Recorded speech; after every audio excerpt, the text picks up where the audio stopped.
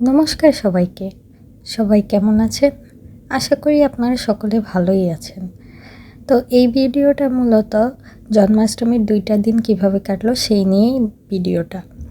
তো জন্মাষ্টমীর সকালে শোভাযাত্রা হলো। দেন মন্দিরে এসে রাধাকৃষ্ণের নাচ, সবাই অনেক এনজয় করলো। দেন আমি বাড়িতে চলে আসছি, অনেক টায়ার্ড ছিলাম। একটু রেস্ট করে গীতাপাঠ করে তারপর অষ্টশতনাম পড়ে সন্ধ্যার পর আমরা মন্দিরে গেলাম। মন্দিরে যাওয়ার পর এত ভিড় ছিল, দেখেন সব কিছুই ভিডিওতে মূলত দেখতে পাবেন। তো আমাদের অবস্থা এরকম ছিল, মানে গোপালকে যে আমরা অভিষেক করাবো সেখানেও অনেক ভিড় ছিল।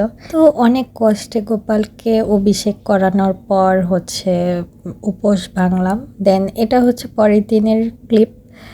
পরের দিন ভোগ হলো মন্দিরে। ভোগ হওয়ার পর সবাই আসলাম, প্রসাদ নিলাম। ভিডিওটা কেমন লাগলো অবশ্যই কমেন্টে জানাবেন।